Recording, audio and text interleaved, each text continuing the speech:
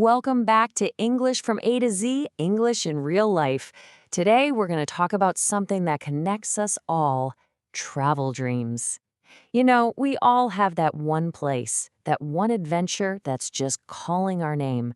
So today, we're going to learn how to put those incredible dreams into words, bring them a little closer to reality, all while getting in some amazing English practice. Seriously, just take a second and think about it. No limits, no budget, no restrictions. If you had a plane ticket to literally any destination on Earth, what would it say? A huge bustling city? A quiet sandy beach? Maybe a snow-covered mountain peak? Just hold that image in your mind, because that single idea, that's where everything begins. And that thought, it's incredibly powerful. You know, every great adventure in history started out as just a simple dream. It's the tiny spark that lights the fire for the whole journey.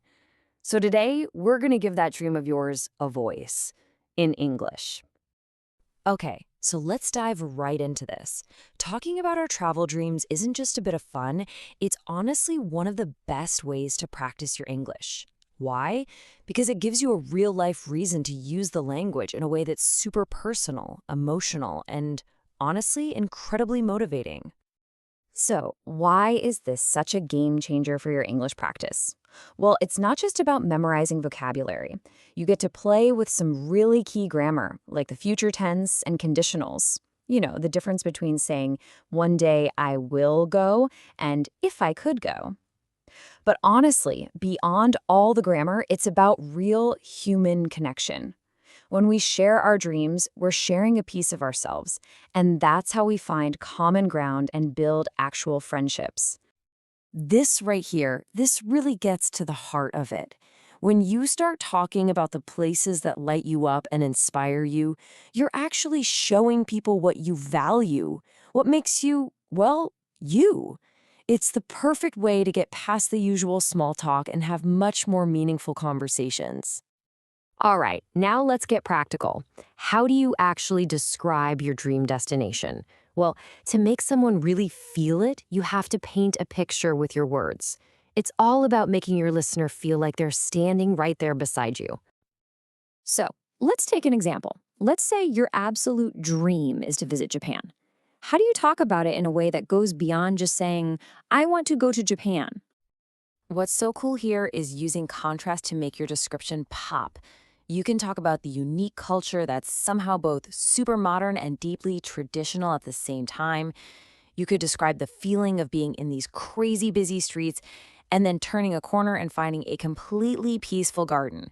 And of course, you've got to mention the food, the sushi, the ramen, and those beautiful cherry blossoms. See how those little details create such a stronger image?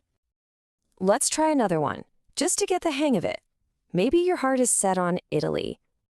For a place like Italy, you might focus more on the feeling, right? The atmosphere. You could talk about its magical history and art and how it feels like every single street is telling you a story. You definitely want to talk about that atmosphere that's just so full of life. And I mean, come on, you have to mention the delicious pasta and gelato.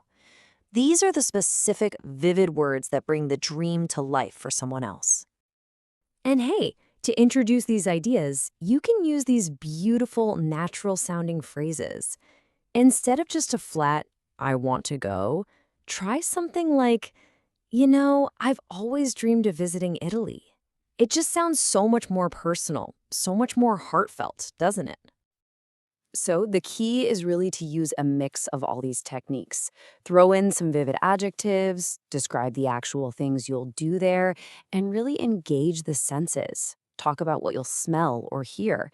And maybe most importantly, talk about the emotions you hope to feel. Is it freedom? Is it peace? Is it just pure buzzing excitement? This sentence is just a perfect example of putting it all together. It combines action, walking, taking pictures, eating, with a specific time and place.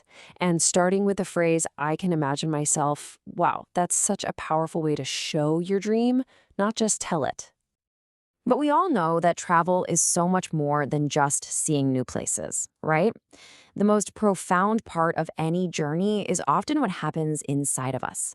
It's about how travel teaches us, changes us, and really transforms who we are.